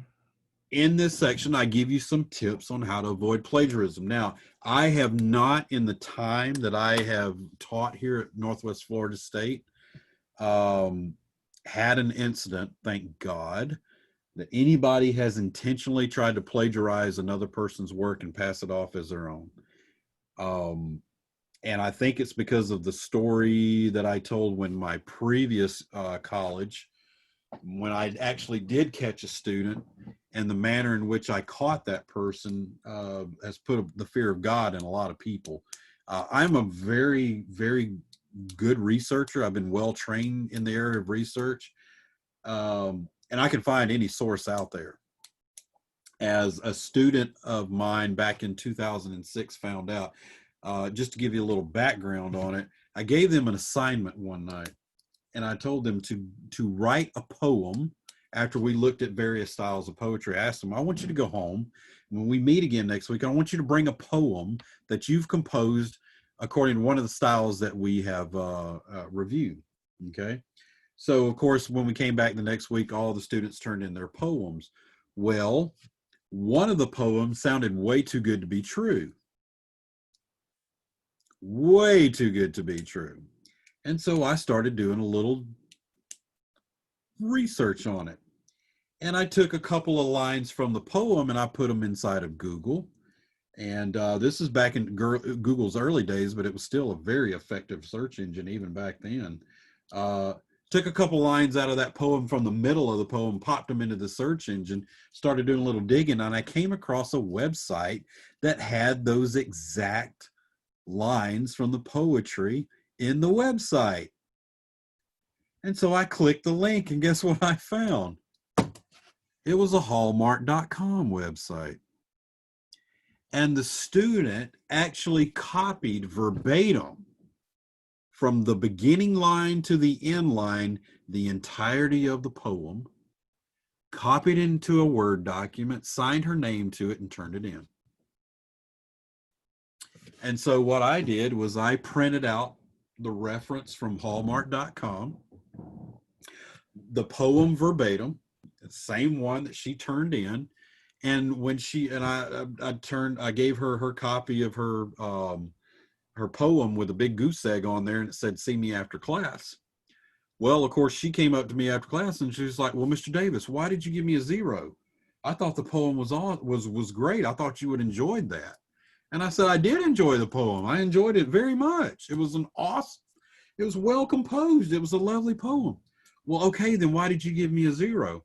So I quietly reached into my bag and I handed her the copy of the Hallmark.com website, and I said, "This is why." And she immediately started crying. She said, "Mr. Davis, this is a coincidence. I swear to God, I did not steal that poem from this website." And I said, "Well, Miss So-and-so, I'm sorry. I know you did. I have the proof right here." And she said, and she held her hand up like this. Actually, she held up both hands and she did like this. She said, "I swear to Jesus above that I composed that poem." And I immediately stopped her and I said, "Whoa. The last thing you need to do is to swear to Jesus that you're not lying to me right now, because there are serious consequences that you could suffer." Because I said, "Just stop. Okay. Just stop. I know what you've done." Okay. Unfortunately, I give you a 0 because you've plagiarized another person's work. You tried to pass it off as your own. You won't admit it to me. So unfortunately, I've got the proof. I've got your paper. I have to turn them both into the academic committee here at the college, and it's up to them what they do with you. Well, they ended up putting her on, I think, 2-year probation for that. They came close to kicking her out of the school because it was Excuse me, late. sir, what's 2-year probation? Basically, she was under academic probation for 2 years. All of her assignments were critiqued by the committee. All of the major papers that had research present within the work, every one of them had to be quality checked and verified before, they were given back to her. Okay. So what does probation mean? Probation means if you do it again, you're kicked out. You're done. Dang. Yeah. So I don't know. I'm not aware of what Northwest policies are.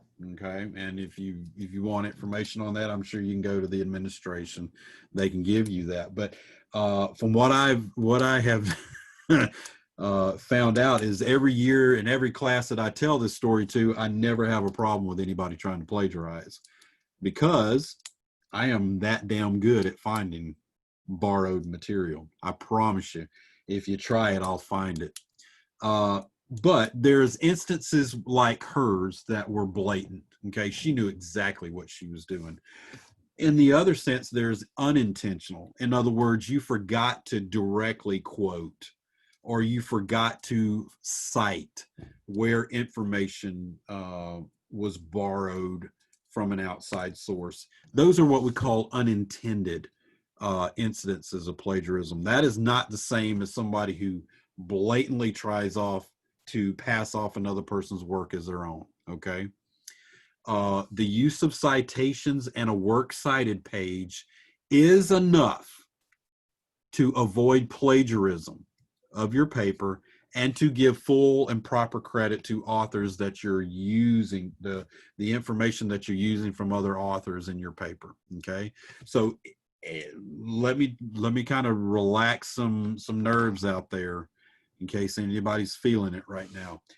If essay number 2, 3, and 4, if you turn those in with adequate works cited pages, okay, and you have cited in the paper using the notation where you have pulled that information from that list and that's included in the works cited page, you're not going to be guilty of plagiarism. Okay.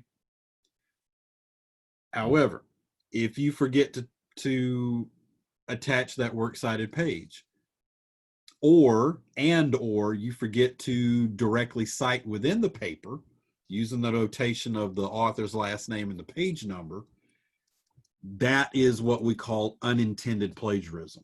Okay. That won't get you a date with the academic committee, but it will get you several points taken off. Okay. So in other words, make sure at the very least your works cited, if you have a works cited page on there, then you're not guilty of plagiarism in my book. You've given the authors credit.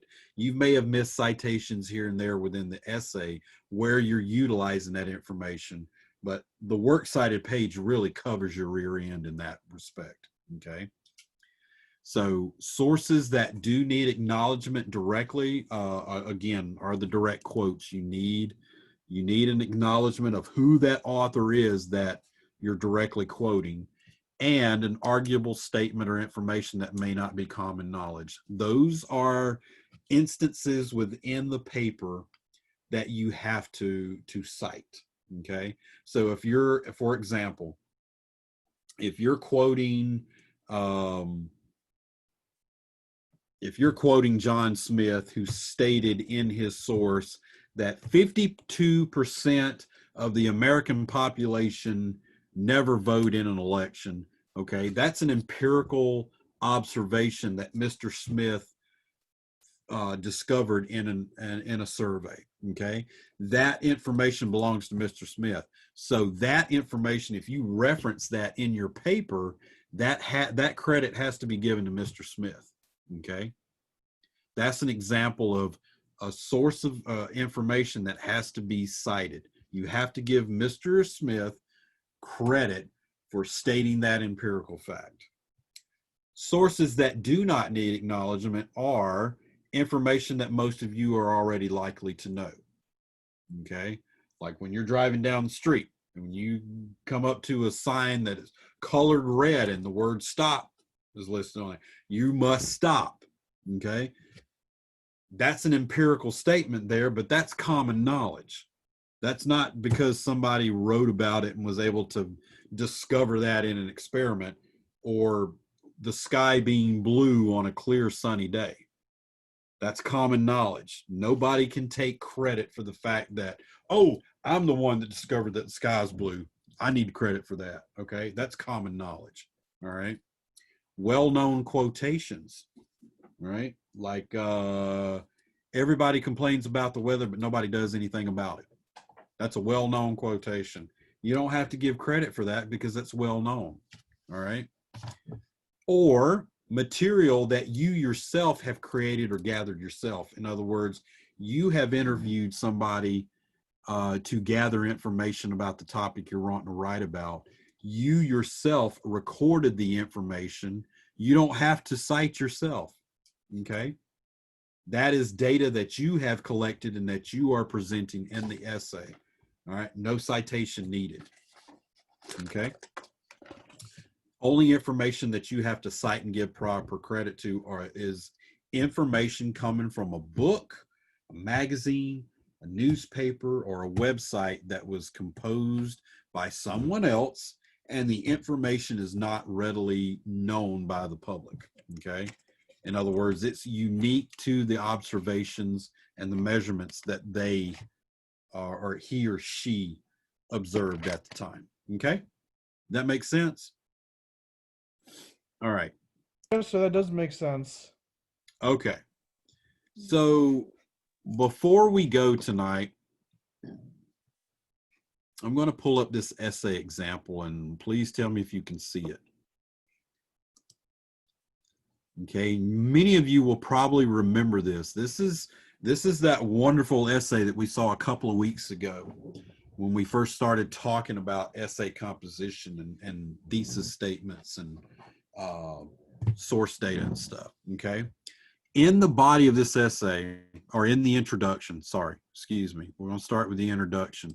Remember, we had our thesis statement up here. The 1980s brought many things that shaped me and made me the way I am today, comma, from the Milwaukee Brewers going to the World Series, the Cabbage Patch Kids craze, and the Challenger explosion. Okay. Strong thesis statement. All right. These are all personal to the author. Therefore, no citations necessary because that's information. That's a theory presented by the author. Okay. But as we get to the body of the work, you start seeing these little notations pop up right here, right? You see that right there in quotations, or not quotations, in parentheses. That is documentation notation of information that's coming from an outside source. Okay. So let's come up here to the first paragraph and we're just going to visit this one and kind of illustrate what we're talking about. In the thesis statement, she made the point that one of the things that really stood out in her mind about the 1980s that shaped her was when the Milwaukee Brewers went to the World Series in 1982. She repeats that in topic number 1. In 1982, the Milwaukee Brewers made it to the biggest ball game.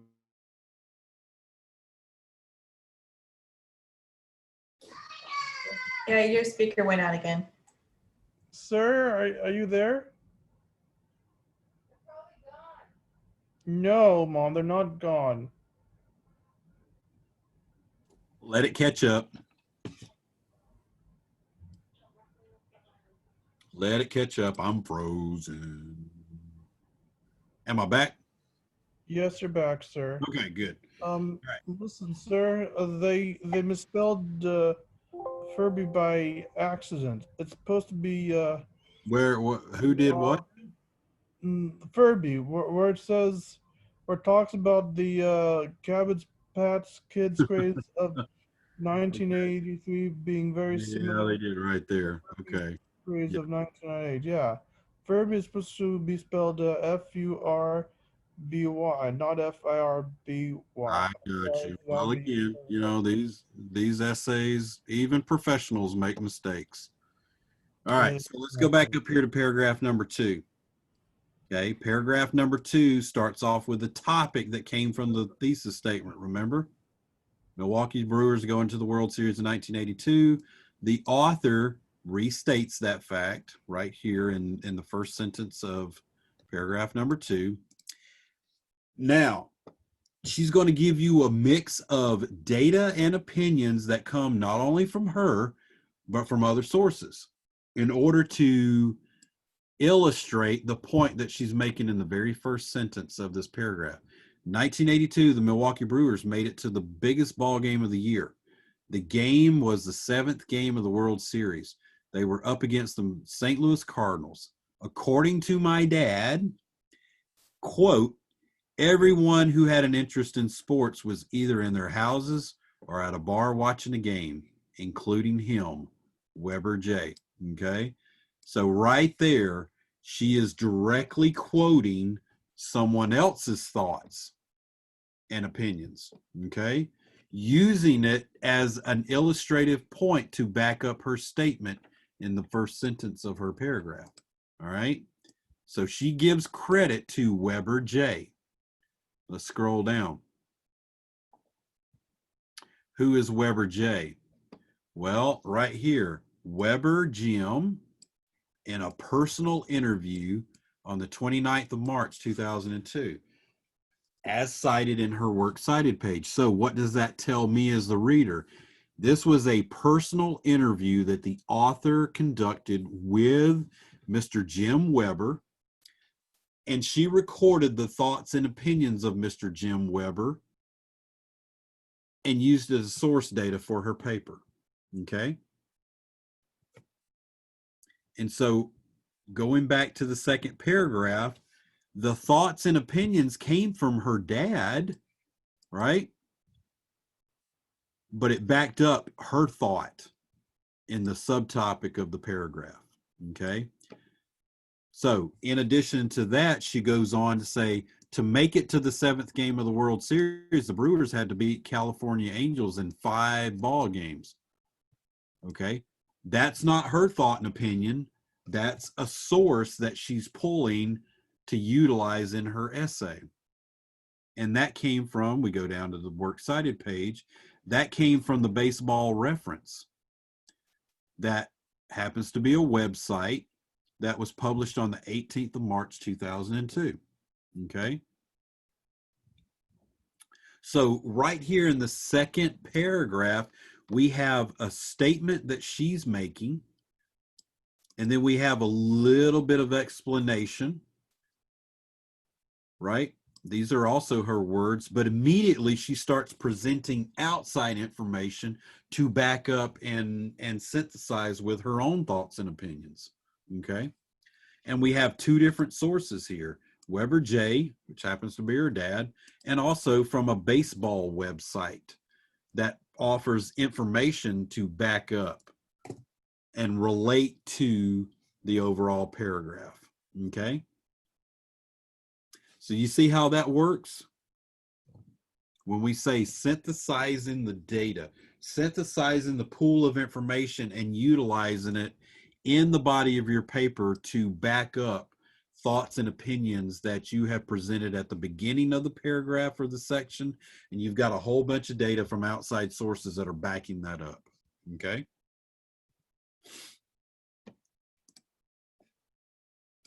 All right, so I think I'm going to adjourn for the night because I've talked about a lot. I've thrown a lot at you all right? A lot. And just to quickly review, we basically, the topic of the night was about the research process. We talked about identifying a topic. We talked about finding sources of information about that topic. We've talked about evaluating the sources for data integrity and validity.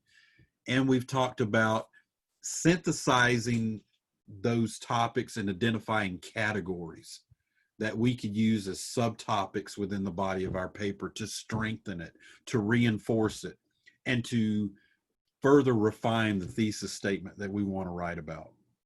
And at the same time, we talked about documentation methods, namely citations within the MLA standard, to indicate and separate our own thoughts and opinions from the thoughts and opinions and data that other people have written about as referenced in the sources that we're using, okay? That's the basic premise behind documentation citations. It's just a notation that that information is not coming from you, it's coming from someone else, and you're giving them proper credit, okay? In a nutshell, that's all that citation means. And that citation references the works cited page on the last page of your essay to give the reader an idea of what type of source it is. And if they want to go look that source up to do some more research, then they have access to it. Okay. All right. So we've talked about the MLA process extensively.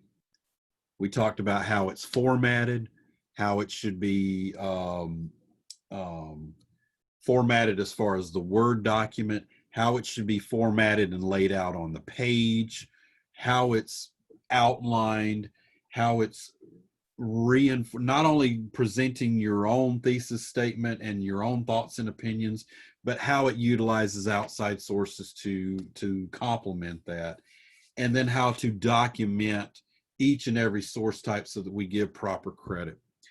I think we've done a pretty good job over the past few weeks showing you the process of creating an MLA style paper, conducting the research in order to present that data in a logical format, also to give those authors credit for the information that you're borrowing, and then, you know, wrapping up the final product.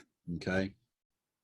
Now, and then we've got several examples on the blackboard to kind of illustrate all of these points to you.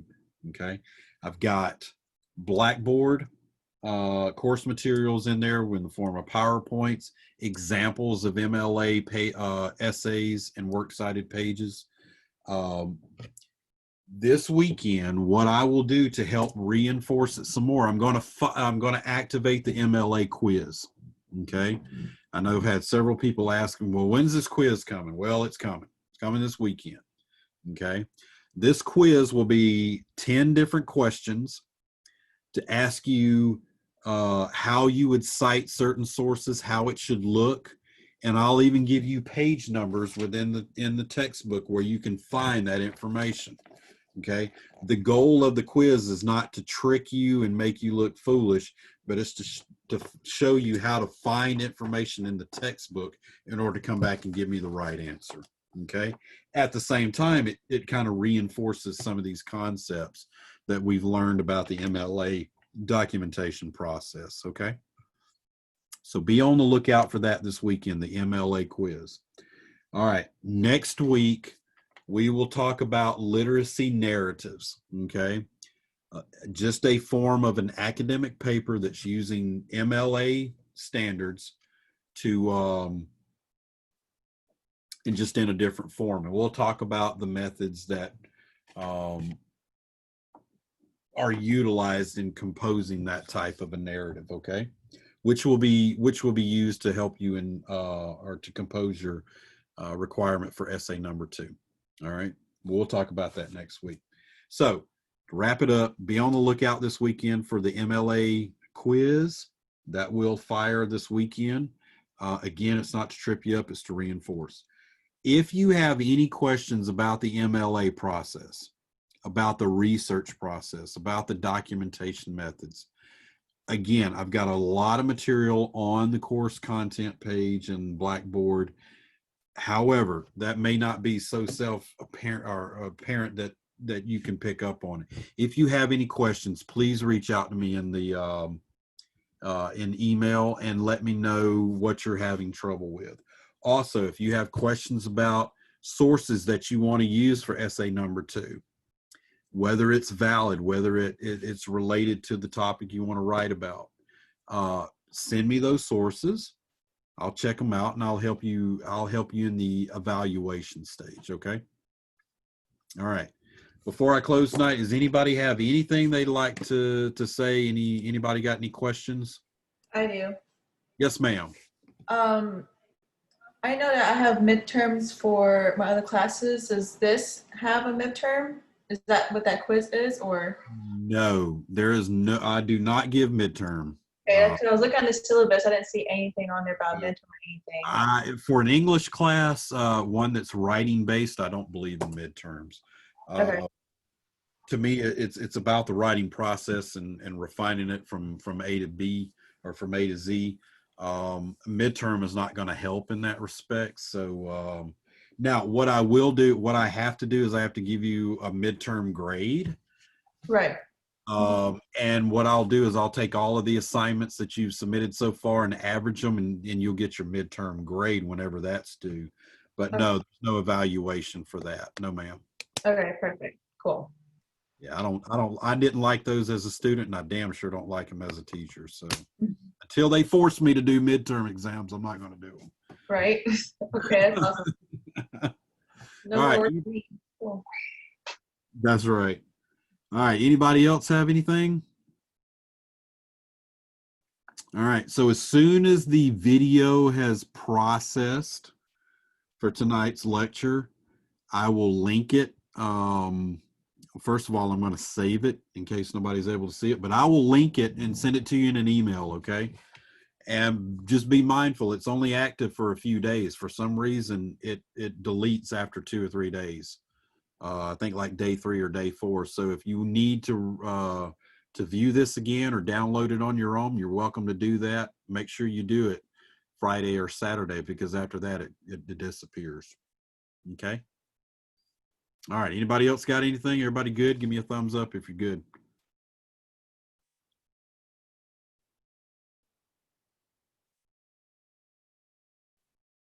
For those of you who haven't fallen asleep yet.